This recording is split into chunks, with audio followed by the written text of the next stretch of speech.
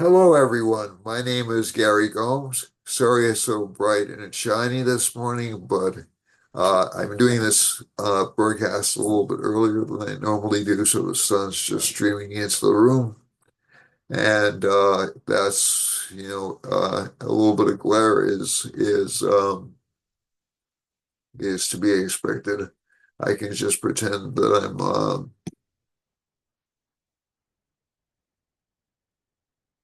that director who uses a lot of glare. I can't remember his name now for the life of me. Um,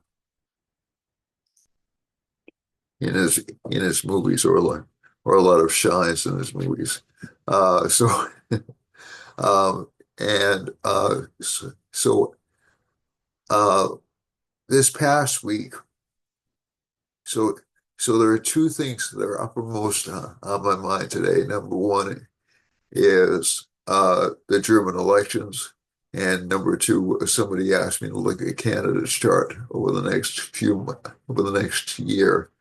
And I plan to do both. But first of all, let me just give you personal information out as to ways to reach me.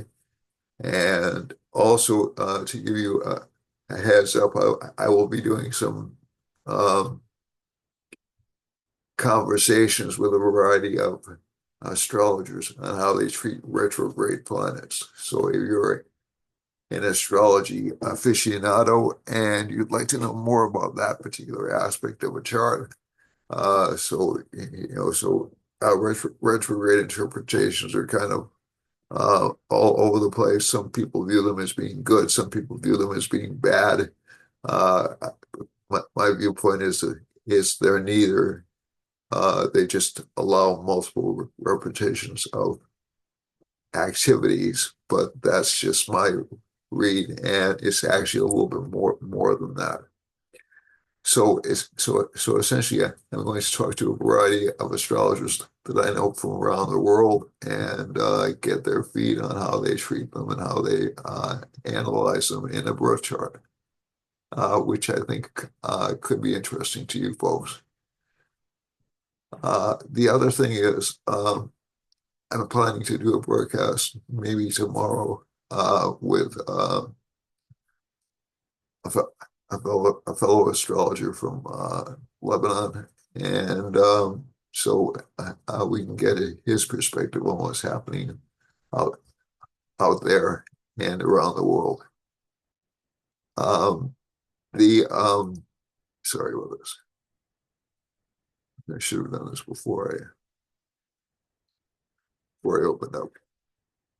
And I think one of the things I would like to mention is how to contact me for a reading or for lessons. My phone number is 508-525-0001. And you can contact me or text me at that number to to contact me either for readings or for lessons. Again, that's 508-525-0001. My email address is Gary Gomes, G, the letter G, at gmail.com. So that's GARYGOMES um, G at gmail.com. You can find me on, um, I have a website, I have Facebook pages, I have an Instagram page, pretty much the whole nine yards. So, and you can also reach me on Twitter, but I just post these broadcasts on Twitter. I really don't participate that heavily. So essentially, if you want to contact me, that's the best way to contact me. So I'll start off with a brief analysis of where the planets are right now, a brief look at the German elections, and then a more detailed look at Canada, and also I'll do your individual charts, then do a global overview, what I think the hot spots are in the world. Okay, so without further delay, let's get right to it. Okay, so let me see. Now, the birth charts that I have for the countries are imprecise birth charts. They were developed by Liz Green. A lot of them were developed by Liz Green. I got them from the Astrology website. I will try to find more accurate charts for further analysis. So this isn't the last time I'm going to look at Germany and Canada. I'm going to look at more individual nations as the year goes on. I'll look at China again. I'll look at India again. Uh, these are very important countries. Both Canada and Germany are in what's called the G10, or the 10 largest economies in the world. Uh, the way it goes in ranking essentially is the largest economy is the United States by a considerable amount. So we're around 27 trillion in GDP. China is around 17.4 trillion in GDP. This was in 2023. That was the data that I was able to find.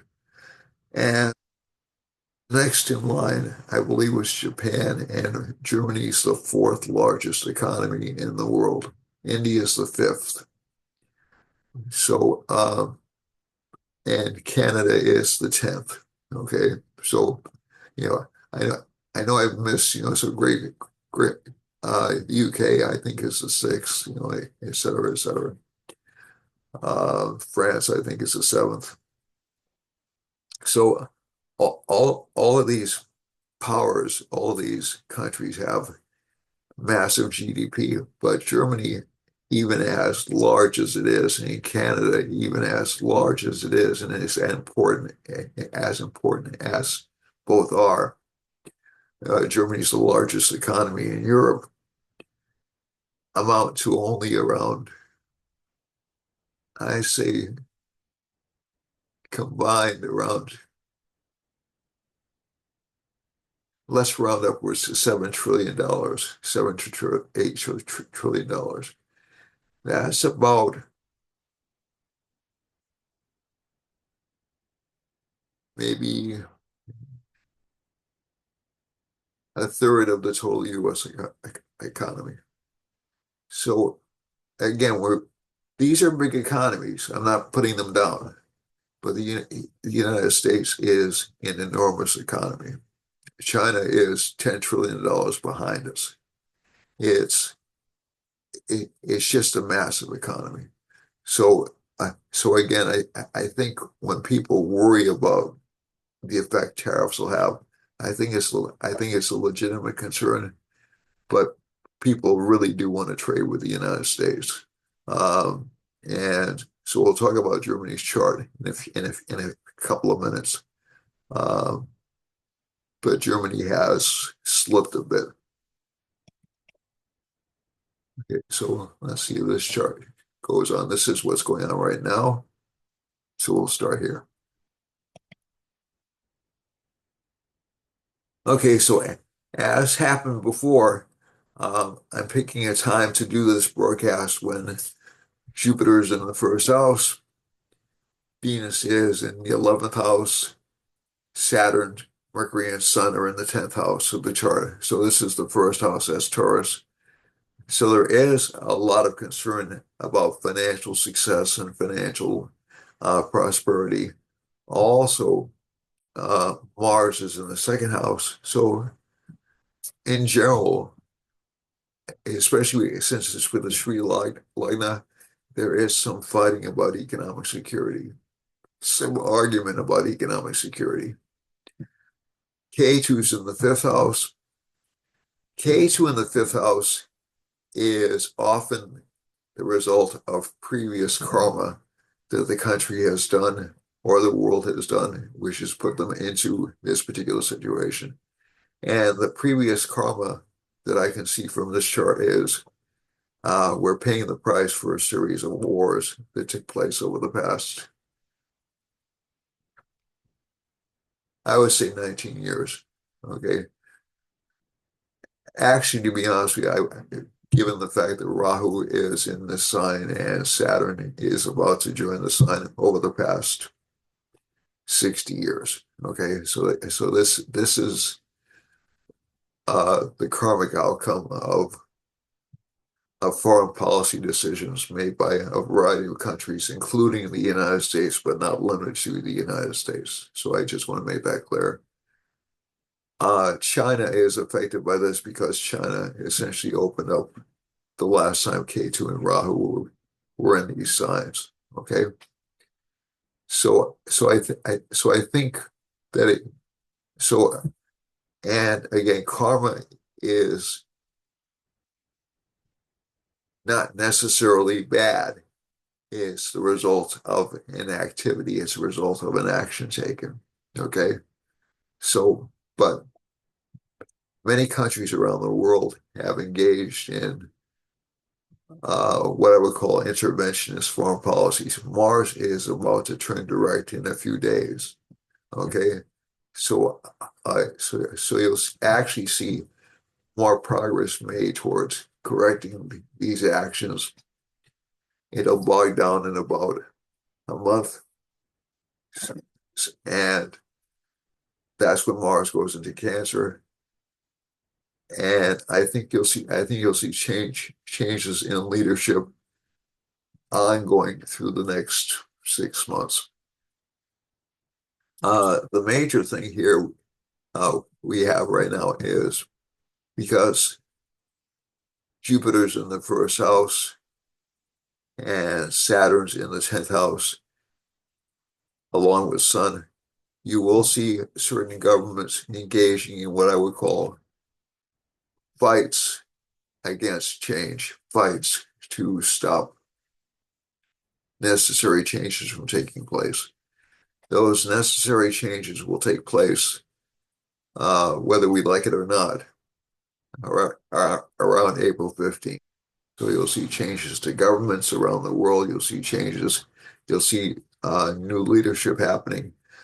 My guess is going to happen in the United States is you will see a large amount of civilian unrest and even possibly riots waged against the current administration. They won't last long at all. Okay, and I think that actually what's happening in the United States is a necessary cleanup pattern they were going through. Just basically, so every once in a while you have to look at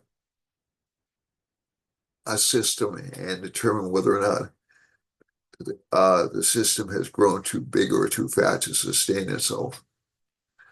I think that's what's happening in a lot of countries around the world. Okay, it isn't just happening in the United States, it's happening in a lot of countries around the world. So, and as I'm fond of repeating to you folks, the Europeans took on much more national debt than the United States did, but you have this rather unusual phenomenon happening in which the gross domestic product, that is what the country outputs per year, so all heard about GMP. GMP is an adjustment for trade, but GDP is a more important indicator of economic health mainly because it shows what the country produces. So we have a $27 trillion GDP in 2023, and the United States has a national debt of roughly $33 to $36 trillion. So that's historically unprecedented. So essentially, if you took all our money for 1 year and applied it to the national debt still would not be wiped out. And the same is true, actually, it's worse in other countries. So what happens in a situation like that is interest on the debt starts to get higher. Um, there's not necessarily a correlation between national debt and inflation unless the national debt is chasing after too few goods, which is what happened over the past few years. Okay, so production was down in a lot of countries around the world, particularly China, because they had a zero tolerance policy on COVID, and um, and also China has shown this phenomenon of its younger workers not really wanting to push themselves. Pretty much the same cycle Japan went through for a long time. So essentially wanting more time spent in entertainment, in not pressuring themselves to succeed, those kinds of things. And this is perhaps a natural evolution. You say, well, we've made it. Can we relax and enjoy some of this right now? And unfortunately, the answer is um, you can, but you will end up sacrificing or losing ground. Okay, and and I and I think I won't say that's what's happening necessarily in Europe, but Europe has uh, opened its doors. Canada has opened its doors. The United States has opened its doors to many immigrants from different countries. I'm not saying the immigrants don't have uh, a fair case to be made for um, wanting to be allowed into these countries that cause problems for them, or just on humanitarian grounds. Uh, but the problem you run into is that it takes away, to a certain extent, from resources that were originally promised for the citizenry of the country. So you're seeing that happen in England, in France, in Spain, in Germany.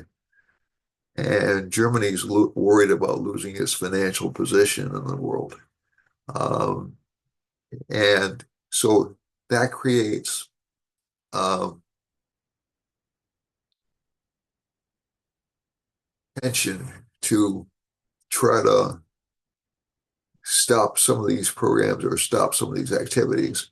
And in the United States, it's involved us in a lot of, um, for some people, it's too rapid cutting. For other people, it's not rapid enough cutting in the US government. And a lot of states have grown dependent upon national aid in order to balance their budgets because by law, many states can't run a deficit.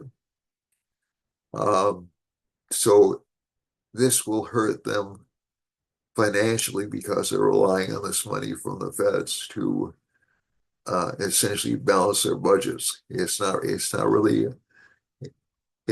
a matter of social services. This is so uh, so the Catholic bishops are suing the Trump administration because they put a lot of money into immigrant services, and but they can't cover it all themselves. And they're actually suing the Trump administration for economic damage. So it's fascinating to watch. It's not fascinating to be in the middle of, okay, obviously, because um, I understand both positions. I worked for government for a large portion of my life since I was about 21 years old.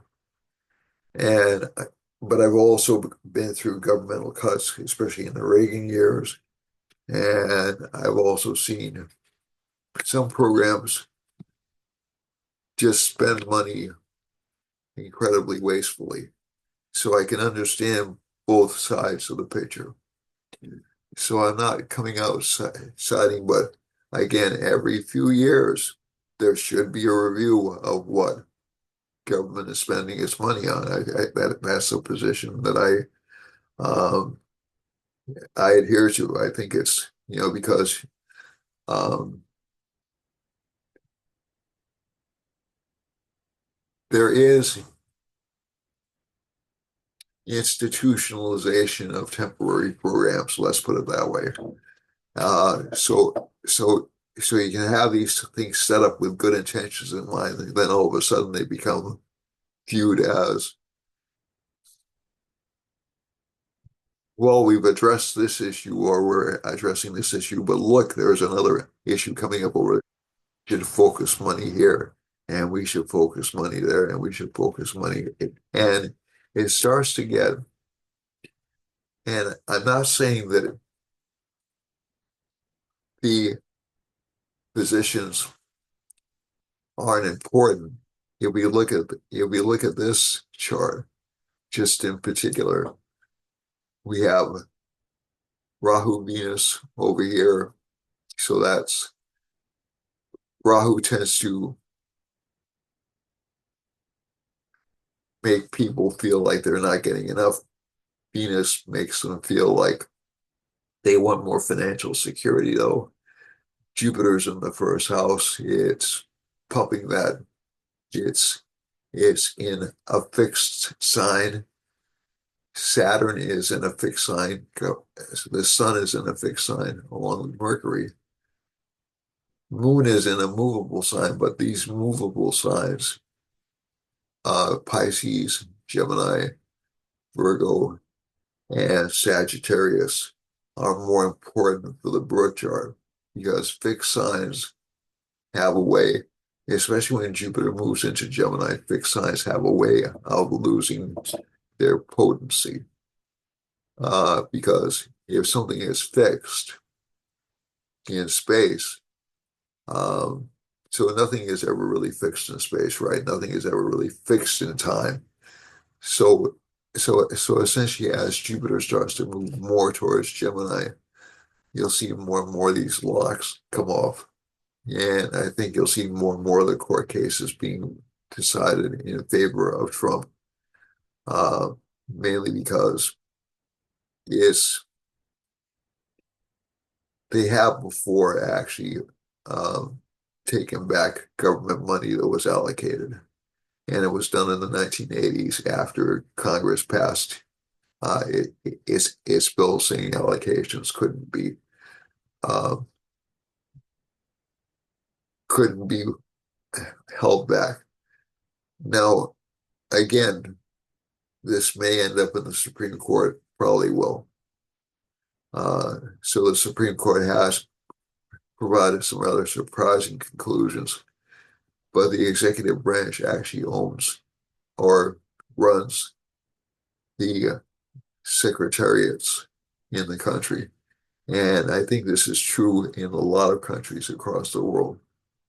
So, so you'll see some shakeups in what I would call the fixed policies or the fixed provisions. Um,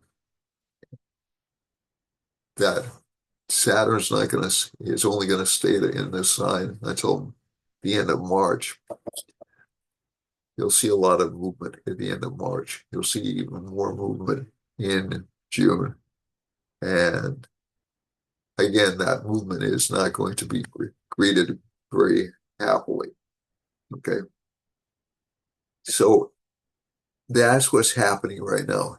In terms of peace, I think you'll start to see some movement towards peace over the next couple of weeks or so, maybe some delays between April and June, and then final resolution of both Israel and Ukraine in June or July. Okay. Um, so again, not everybody's going to be happy with those final resolutions, but there will be final resolutions. So I think we're kind of on the brink in terms of the tariffs. the tariff situation is probably going to cause a little bit of a financial panic in um, roughly between March and May, and after people get people get used to it, it'll start to slow down. Uh, I'm thinking you will see um, a flip back as Saturn moves towards Aries, uh, in which so the last time Saturn was in Aries, the economy was booming. Okay, so that was that. So that would equate to Trump's last 2 years in office, and I think we'll see that again. Okay, so it'll be kind of a rough adjustment over the next couple of years, but by the end of the presidency, and again, this coincides. This doesn't coincide. This has nothing to do with Donald Trump. We saw the same phenomenon when Bill Clinton was in office. Okay. So again, the luck is really not with the leadership. You know, the luck is really in the planets, but you will see, I think, a rapidly expanding economy in 2020, roughly 2027 to 2028. Okay.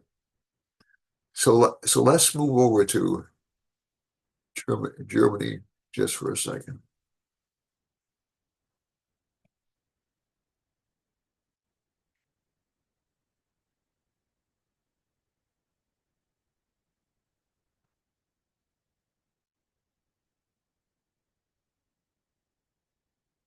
Uh, oh boy, let me see.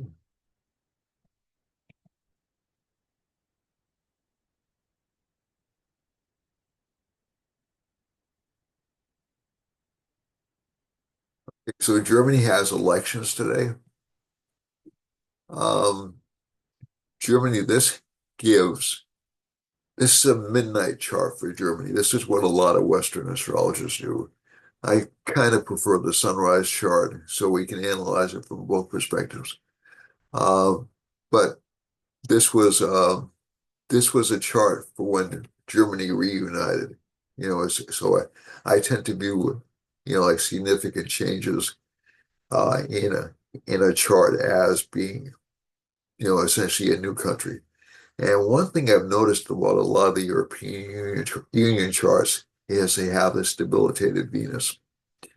Now, why is that important? Well, essentially, one of the first things that the reunification of East Germany and Germany did was it drained the economy. You know, it essentially, Germany had a really thriving economy. East Germany is not doing so well, or not, or did not do so well under under communist control.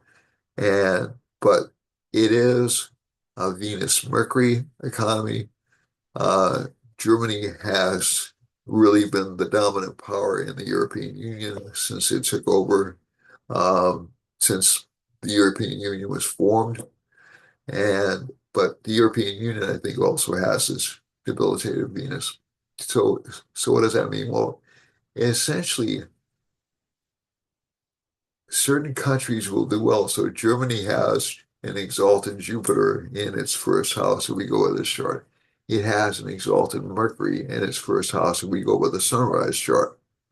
So it's pretty fortunate. So even though Venus is pretty uh, badly placed, it's there's a cancellation of debilitation from Mercury's location, and Jupiter is essentially lucky. But Germany is also acting like um, the guide giver or the direction giver of the European Union. Uh, so that's sort of like what it views its role as, which is ironic considering how much misery Germany caused in over the past 120 years. But um, but if we have this, so I'm not attacking Germany. I actually like uh, Germans. I think they're it's a really smart country, really very productive country, very logical country. But right now, Jupiter is going over Mars right now in its chart. K2 is moving over Venus or close to Venus right now. This will give a disruption in government. And there's a Rahu Venus conjunction in the ninth house. So again, there's no mystery. There's a conservative, um, the Conservative Party is holding right now at around 30%. Um, the one that's being described as the fascist party by Germans and by the U.S. press, um, SFD, is in second place. But it's really interesting to see so they're in an anti-immigration party, basically. And so, and the Christian Democrat Party said they would never form a coalition with them. Now, it's possible what you'll see, at least from the cluster of planets, is, and also Germany's in what's called a 7.5 year period of Saturn. It's really, Saturn's sitting right on top of the moon right now. So this could possibly lead to a left coalition, as happened in France. I'm thinking that will not happen. I'm thinking the Christian Democrats will form an alliance with a left-leaning party. So a lot of their social policies will stay intact. One thing that's been disturbing about Germany, at least from what I can see, is they have extremely strong, um, they would call them hate laws. I would call them censorship laws in place. So if you criticize, let's say, not not, not necessarily a person, but a politician, there is a possibility that you can be, and 60 Minutes covered this about a week ago, um, that your cell phone can be taken away from you. You can have all all this data taken away from you. So that's not a good sign. That's actually um, K2 passing over this combination of planets and essentially the government seizing or stealing assets, stealing communications. Okay, so Mercury's down here, Mercury's the communications planet. And Saturn is also passing over the moon, so it will make it more restrictive. Saturn is passing over the United States moon, so there is a desire for change, there is a desire for tamping down. And one of the missions of Germany over the next few years will be to reestablish its dominant position uh, in trade and also in the economy. So some of you may have heard about Germany proposing a trading relationship, a free trade relationship with Canada, but they're not opposed to working with um, the United States. So that's also been a recent headline, which is really not uh, gathered a lot of energy because everybody's focused on the tariffs. And so I think that again, keeping in mind that German goods are sold in the United States, Germany has a strong working relationship, maybe the strongest working relationship of any European country with China.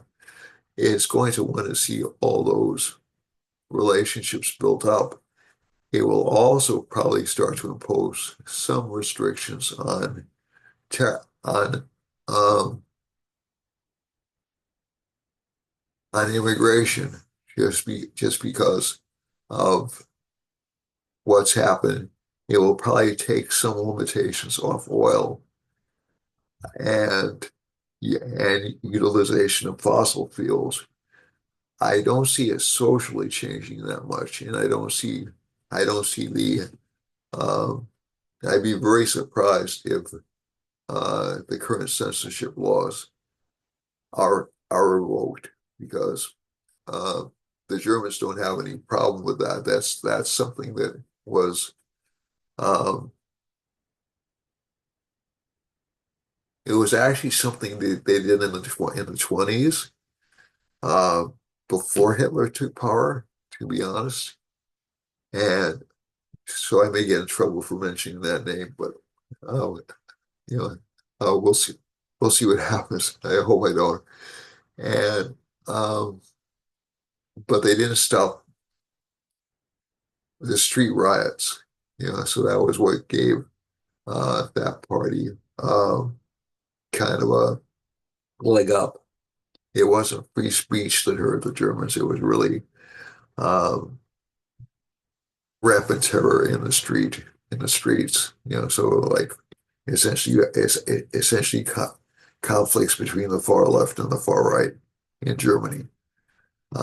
So again, hopefully they can avoid that pattern. Uh, I don't see them making the same mistake they made um, in terms of domestic violence, but I am concerned they're making the same mistakes they made in terms of free speech. And this is really free speech, free speech. These planets are tied not only to speech, but to economics. So it doesn't mean you can't have a country which does well economically that doesn't have free speech. We have a number of dictatorships around the world who have absolutely stunningly successful economies. But it it's really not, at least to me, it's not healthy for Germany. So in terms of the elections, we have a Mercury, Venus, Mercury subparade.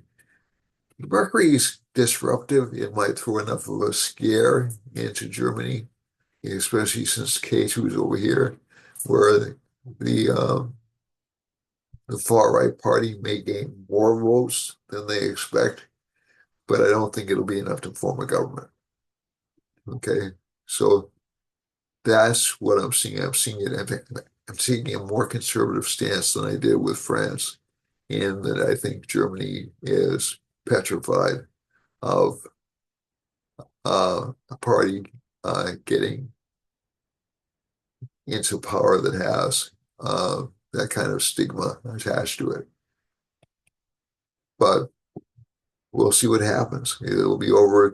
We'll know later on today, not far after this broadcast. All right, so let's look at Canada. But Germany should have some economic recovery, but it'll go through a period of shifting policies during the summertime, like major shifts in policies during the summertime. So I think, and also maybe even a small recession during the summertime. All right. So this is Canada. Canada is a mutable sign, rising sign. Sun is in Gemini. Okay. So some similarities to the US chart, not identical. We have a strong Saturn in this chart, which makes it more of an egalitarian country economically. Okay, so you have an exalted Saturn. The wealth is going to be spread a little bit more fairly. Um, it can retard economic progress, but interestingly enough, Liz Green has said Canada may want to focus on the arts and entertainment, and there seems to be a disproportionately high number of actors and entertainers who come from Canada. At least that's traditionally been the case. So there is a strong Venus in Canada's chart. Venus in the third house, though, is really it's it's connected with the performing arts, but it really doesn't indicate a very daring chart. It's in the third house from the rising sign. Again, it's the midnight chart. 12th from the sun sign and the moon sign. And right now, Saturn is passing over its Jupiter, which is causing pressure on the economy. It's causing pressure on the economy in terms of its laws. And also Mars is with Rahu. So again, there's this strong ambition for Canada to be generous, to be helpful to people, But I think Canada Canada has gone through an economic recession. It went through an economic recession in the 1990s, which a lot of people tend to forget. It'll keep its social safety net. I don't think it's going to maintain its immigration policies. I don't think it's going to maintain its trade policies. Um, and that's mainly because of K2 moving into this particular sign. And if Mars and Rahu were in the same sign, it's pretty welcoming for a country to invite people from other worlds or other cultures inside. I think they're going to weigh back on that. Um, Also, over the next 6 months, Mars. So Mars is important to the Canadian economy because it's the 11th house from the sun, and it's in the sixth house and it's in the second house from the midnight rising sign. So Mars will probably fight the urge to generate more mineral wealth and more production wealth, but that actually looks like it'll be forced into that position. Uh, I would say after summertime this year. So I think you're going to need to see, at least in Canada, if I'm looking, you'll definitely see a change in government, and it will be more conservative. It won't be a Trump form of government. As a matter of fact, the favorite, but it won't be a liberal government. It won't be a Trudeau government. And the main reason I'm saying that is because of this Rahu Saturn conjunction in the 10th house from the sun and the moon. And I think that will cause a disruption in Canada's government. If we're looking at the Mahadashas, the major planetary periods, there's a lot of focus on Canada's economy over the next few months. A lot. Okay. So we're in a Saturn Mercury subperiod. Right now, Saturn's strong in this chart, but it's in the eighth house. Okay. So it's in the eighth house, in the fifth house from the sun sign. So if we go over here, Saturn, Mercury, Venus subperiod, Venus is pretty strong, but it does indicate a lot of outflows until April 13th. Sun, the government takes control again. The moon subperiod, the government takes control again uh, over much opposition. Increased attention on mining and uh, more restrictions on immigration, and that'll continue until the end of 2026. Okay, so Canada, I'd be astonished if Canada uh, put the Liberal government back into power. It's not unprecedented, but it looks unlikely to me. Um, and the conservative, I always screw up his name. Uh, yeah, um, Pierre, I think it's Polier, uh, or Politier. My apologies to my Canadian listeners if I screwed up the name. Looks like a more likely candidate. But again, there will be protests. There will be some, because they will have to tamp back a little bit on their social reform policies. With Saturn and Libra, I don't think they're going to tamp back on their healthcare policies. But again, in terms of immigration, if not this year, definitely by December of between December of 2026 and February 5th of 2028. So I hope that answers your questions. They'll do well, in terms of finances, but again, it looks like a tough road back over the next few months for Canada. So just bear that in mind. It won't become a possession or a state connected with the United States. I think that's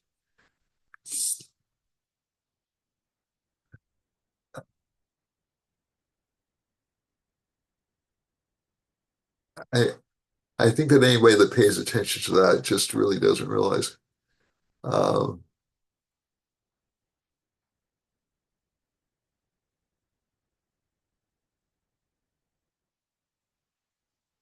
that. And I'm not defending it, but Trump does things to shock people a lot of times. That's essentially a shock statement. I don't see them. I don't see the United States taking over Canada. I don't see any military activity or expansionary activity by the United States in terms of Canada. Okay, so just calm down, folks. Let's go back to the chart for now, and we'll look at the. Now again, could I be wrong about this? Yeah, I mean, definitely. This is individual actions, but it looks really, really, it's like 99% uh, unlikely. All right. Jupiter's in the first house in this chart. So let's go back to the individual signs. So let's start with Aries.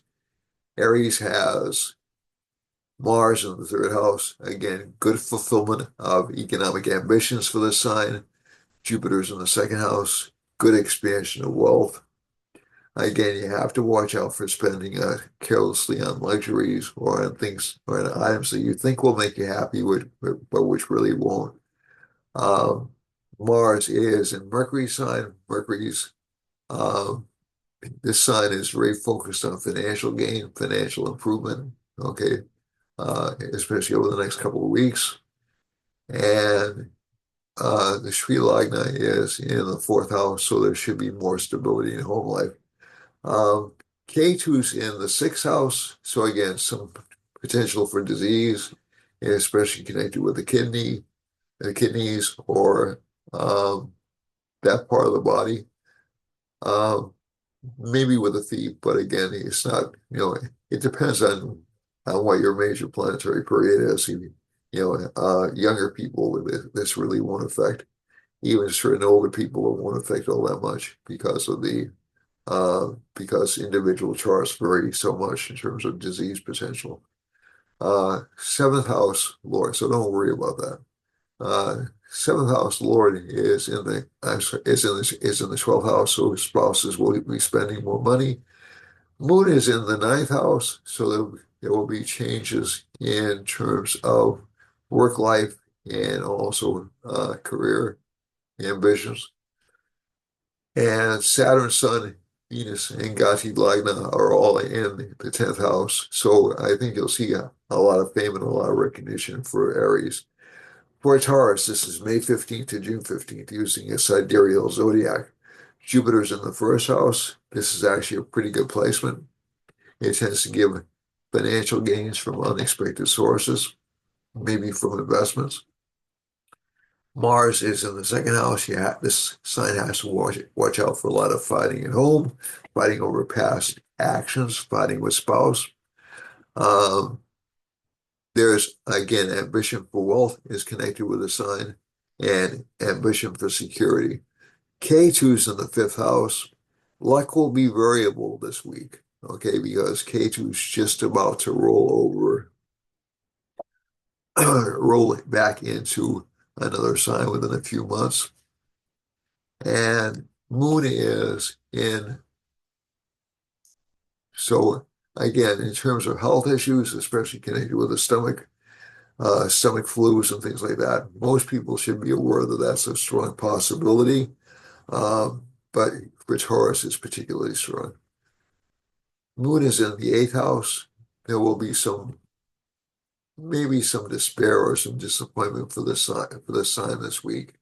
It won't last long. It'll last for about a day.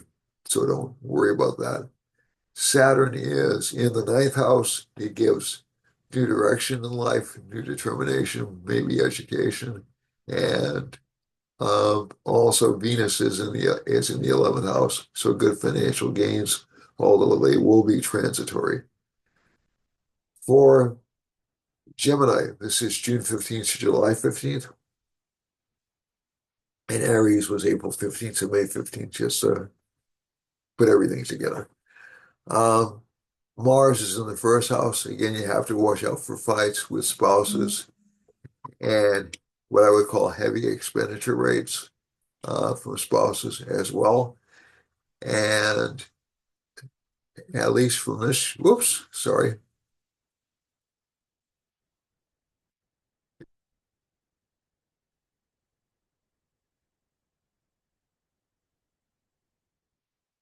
Good for financial growth though, overall for Geminis. So it's a good month. It's a good week and good month for financial growth. Some domestic disturbances, some worries about either imprisonment or family issues popping up, and some fears about the health of children, but those won't last long. Relationship life will change. Okay, so relationship life, you'll either find yourself contemplating a new relationship or the relationship partner will change for the better. Um, Saturn, Sun, and Mercury are in the ninth house. So that again, this gives new educational status and new fame for this particular sign. Jupiter's in the 12th house. Don't worry about imprisonment. Don't worry about debts. They'll pass away. As a matter of fact, there's good opportunities for learning and engagement in foreign countries, okay, or at a distance. So good opportunities for travel, either through a computer or in person.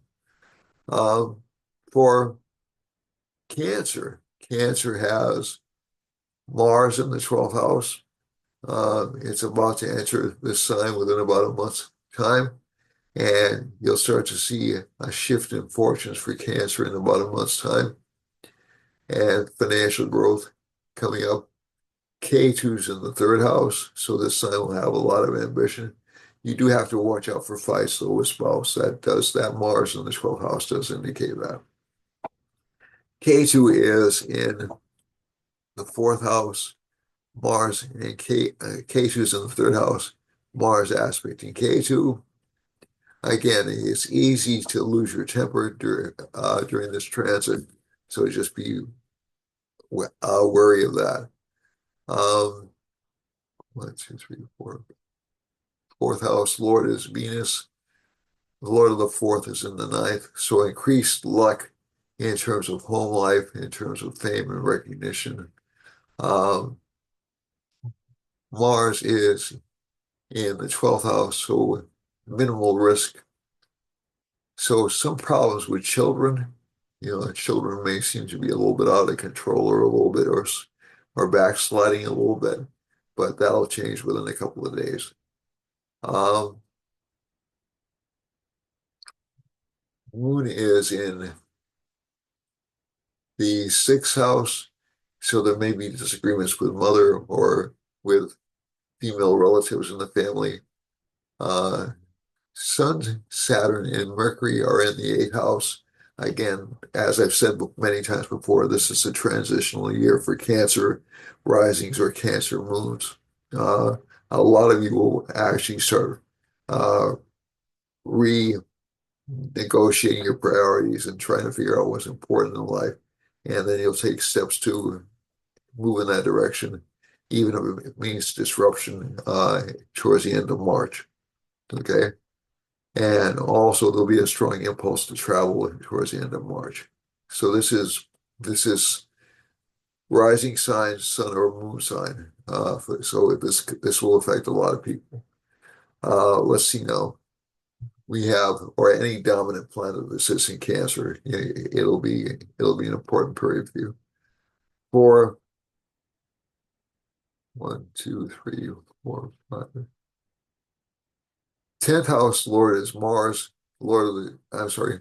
Yeah, the Lord of the 10th house is in the 12th house. So this could mean career will take a direction overseas or in other areas. And Jupiter actually brings more money and more financial contacts into this. Leo. Leo you'll associate with kings or people in high prestigious positions. highly prestigious positions because of the Renato Lagna in this chart, but you'll spend money because of it. Okay. K2's in the third house. So this is uh, August 15th to September 15th. K2 is in the second house. So again, misinterpretation, um, misrepresentation of speech, um, you know, intentional misinterpretation of speech. So you'll have to watch out for that. Moon is in the fifth house. Good change of luck, especially change connected with foreign travel or going to different locations. Sun, Saturn, and Mercury are placed. So no potential for illness, but some potential for illness to wife. Sun, Saturn, and Mercury are in the seventh house. So it'll give more business partnerships or more relationships to this individual. Venus is in the eighth house, along with Rahu. There will be some attempts to defame your name through finances or through romantic relationships. This won't last. This will last probably until around late April. So just be aware of that. And we have Jupiter in the 10th house of career, very good for career growth. And Mars is in the 11th house, very good for attainment of gains and um, fulfillment of goals. Okay. For Virgo, and this is Trump's sun rising sign. So I'm seeing this as being a beneficial uh, period for Trump. But again, this the misunderstanding and I would say the character assassination will continue for at least for another 2 to 3 months. Um, so, but again, this is nothing extraordinarily new. For Virgo, we have K2 in the first house. So this is September 15th to October 15th. And Venus is in the seventh house. So it can give you attraction or interest in new relationships. It can encourage people to want to cheat on their spouses. And there'll be opportunities, but it can actually produce some fame through business relationships. So if you keep it out of the uh, sexual realm and focus on financial growth and increased learning, this will be very good for Virgo, Sun, Moon, or rising sign. Um, and again, the Venus often gets this really kind of weird interpretation in Vedic astrology. So a lot of Vedic astrologers associated with sex, but it's really about knowledge and control of the senses. So the only risk that really comes from this particular placement is Venus gets a little bit um, can get a little bit reckless, and it's more of a spending problem than it is an infidelity problem. If I'm being entirely accurate, um, Mars has to be more involved with Venus for before infidelity comes up. Rahu can give the temptation because Rahu makes you think you can do anything you want. But Venus is Rahu's teacher, so Venus keeps Rahu under control. And as a matter of fact, on April 15th, when that conjunction that I spoke about occurs, I've spoken about many times occurs, Venus will be in that sign. So it's in a sign that's friendly with it, it's friendly with the other two planets in that particular sign. So I'm not expecting this to be a major disruption or a major shock, but I am expecting it to be, the markets will get a little bit nervous. And but again, I'm not seeing an economic crash or anything like that. That doesn't look like it's in the cards. Um, the second house lord, so financial gains through partnerships, like through partnerships and learning. So actually, it looks like moves in the fourth house, financial gains for Virgo. Sun, Saturn, and Mercury in the sixth house, but hard work, a lot of hard work, a lot of responsibilities. Jupiter's in the ninth house, Mars is in the 10th. So there's a strong willingness to work. There's a strong willingness to stand up for yourself and get what you want. So this is an overall, although K2 can make this sign lose motivation at times, it's really not. And K2 and Rahu tend to gather strength as they head towards the end of a sign. It's really only a temporary laziness that you have to watch out for with K2 being in this particular sign. And what what that normally results in, at least I've seen it from charts that I've looked at, is people tend to get discouraged or feel like it's not worth staying where they are. And if they quit, they quit. It's not the end of the world, but K2 in this sign actually makes a person hesitate before they move, and financial growth will come when K2 enters this sign. So let's go to Libra. Libra is October 15th to November 15th. Sun and rising sign, moon sign, and again, it's another rising sign and the moon sign. You can kind of figure out the rising sign if you know the sun sign is the sign where it rises at the first uh, rays of the sun in the morning. So every 2 hours, roughly, rising signs change. Moon sign is a little bit more difficult. So if you're born like close to sunrise, um, you can just add, uh, let's say if you're born around 8:30, you can add 2 hours. If you were born, let's say when the sun's in Virgo and you're born about 2 hours later, your Libra is probably your rising sign. 4 hours later, Scorpio. 6 hours later, Sagittarius. Okay, so that's kind of the way it works.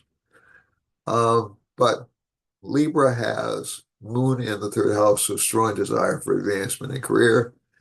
Sun, Mercury, and Saturn, a lot of hard work, but a lot of past luck, what I would call past credit due to past luck and due to uh, effort. So it's been slow in coming, especially because Saturn's right at the end of Aquarius. It's a tough transit for this particular sign, Saturn. All the malefics tend to gather strength as they hit the end of a sign. Okay, so that's axiomatic in Vedic astrology. That's part of the rules. And Saturn will be tougher. It'll get weaker when it hits the first stages of Pisces. And it'll feel like a lot of pressure's off actually for at least for a little while. But basically, this particular sign placement, um, again, a lot of work. You put a lot of work in over the past couple of years, a lot of struggling to move ahead. You'll start to move ahead in March. Um, and let's see now.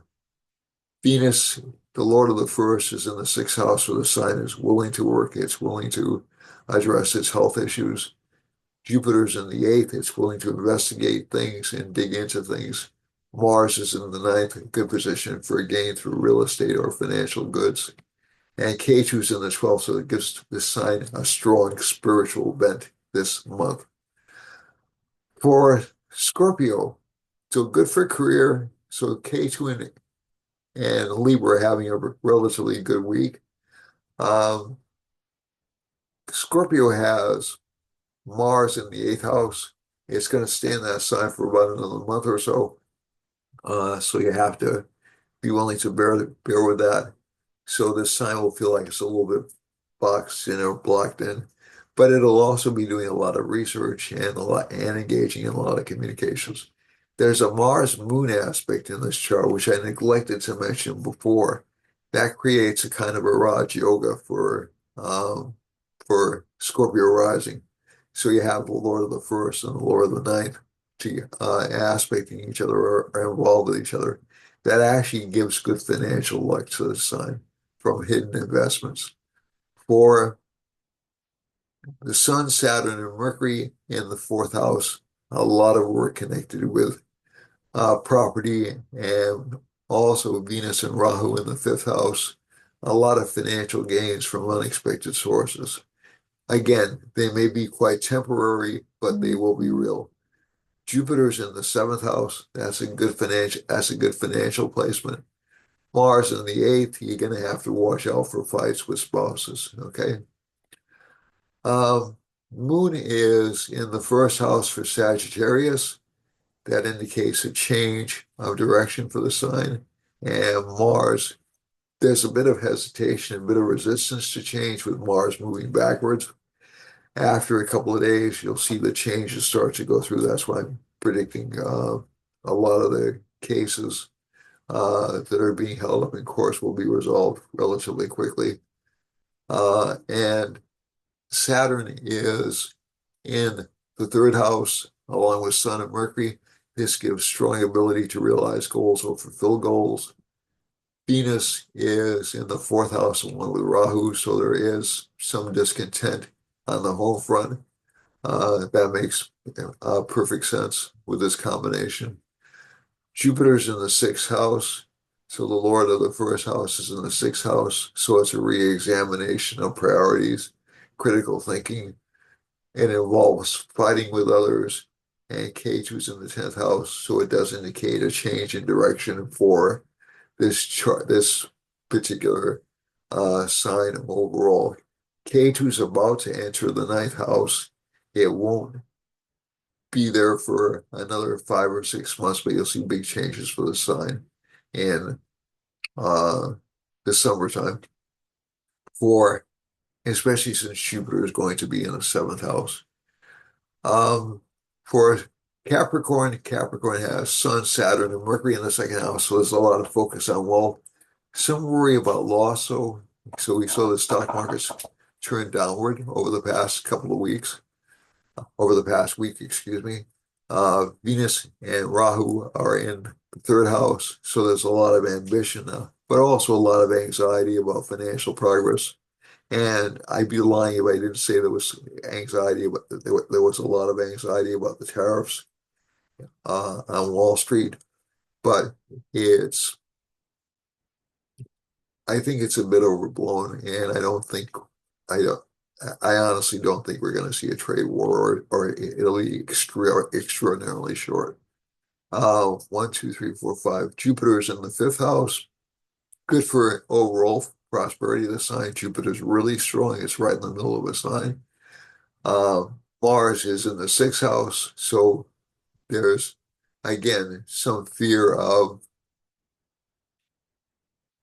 real estate declines, and that actually is happening. Some the real estate values, especially around Washington, D.C., have gone down, but there is still a housing shortage, so that should only affect certain parts of the country. Let's see now. Sri Lagna is in the seventh house, so that should give good financial arrangements for this sign. Excuse me. And K2 is in the ninth house, so unexpected shifts in luck. I need to take a drink. Unexpected shifts in luck for this sign over the next few months.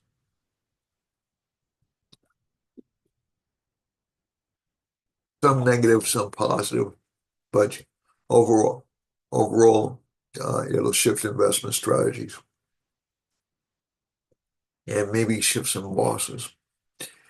For Aquarius, Saturn, Sun, and Mercury are in the first house. Could give some fame or recognition to the sign because that's what the Gati Lagna does. Um, there's a lot of expectation of financial growth in the sign, and I think it will occur, especially through education and especially on the home front. Mars is in the fifth house, so some gains through property and through past efforts. That'll start showing up this week. And K2's in the eighth house. Again, relationship partners will be a bit difficult to deal with, a bit critical. Moon is in the 11th house, so that gives good financial growth to this sign. Finally, Pisces. Pisces has Venus and Rahu in the first house. Venus is exalted in the sign, its best possible placement.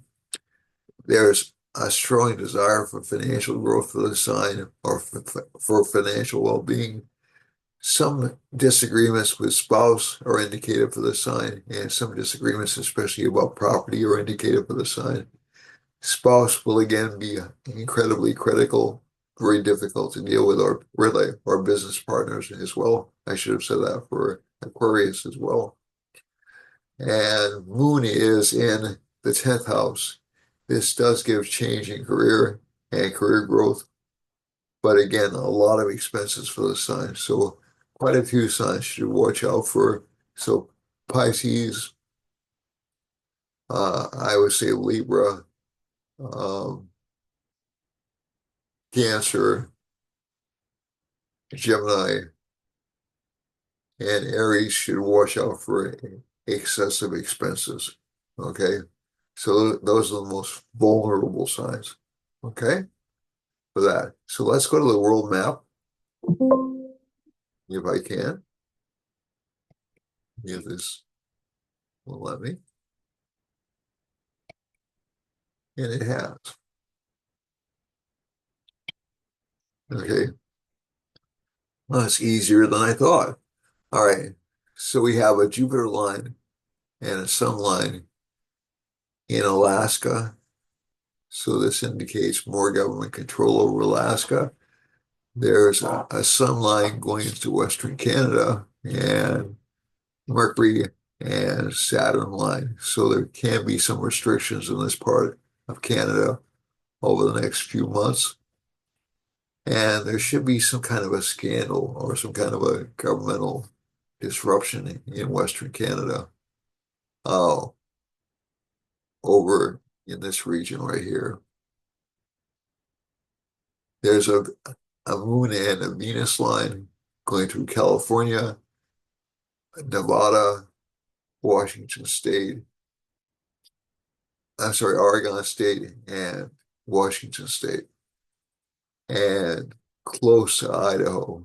So we can expect some changes in governance in those parts of the world, and even some governmental scandals because the Venus line is coming together with the Moon line. So it's definite dissatisfaction with government, maybe even desire for change in government. Mars is heading down through roughly Wyoming, Nebraska, uh, New Mexico, Arizona, and Mexico. So there can be some arguments, but also increased financial activity, increased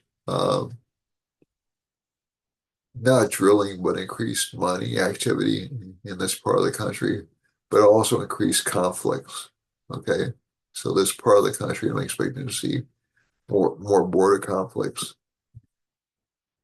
Um, Not a lot else is happening in the United States, at least in terms of planetary lines. We do have um, trying to figure out what this line is. It looks like a Jupiter line is passing through Washington, D.C. So that essentially is in ethics or a right action line. It's also heading through Puerto Rico, so we can expect to see reform in Washington, Pennsylvania, New York State, down into Delaware and down into Puerto Rico. Puerto Rico has a new governor, and I believe she'll be making some big changes down there. There's a Sun and Jupiter line coming close to the Guyanas and also down into Brazil. So there can be some governmental reform in Brazil. Also, unfortunately for Brazil and also Argentina, uh, protests against the government and also some economic shocks to Brazil down here, and some governmental scandal, especially hitting Sao Paulo and Rio de Janeiro. There's a Mars line intersecting uh, a Venus line right in the middle of the ocean. That's really not close to anything except the Azores. So maybe there'll be um, more volcanic or earthquake activity, hopefully not. And Greenland's also a little bit vulnerable to that. It's off the west coast of Africa. Now that Mars line is off the west coast of Africa. So I think we can expect to see more military conflict. The only line that's really coming close to Europe right now is a sun line and is passing close to Germany. So again, we have elections there. And it's also hitting through Greece, Macedonia, down into um,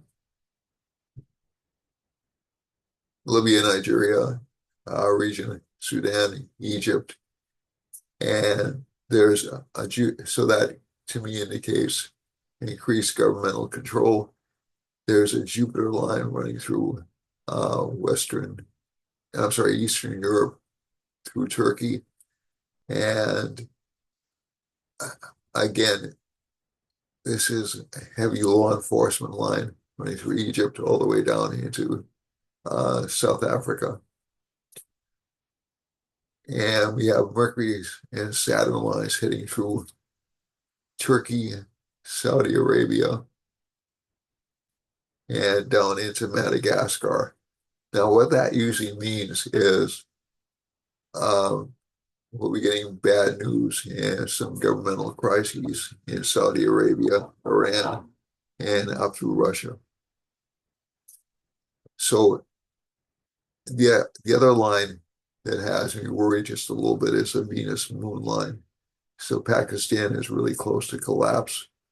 Um, Afghanistan is really close to collapse. Um, and again, with the Mars line, tensions are brewing. You might see a breakout in hostilities uh, somewhere in Pakistan over the next couple of weeks. I hope that doesn't happen, but that's what, uh, what I'm seeing from the map. The next lines we encounter are through the Sun line heading through China. So that means more repressive actions in China and Indonesia.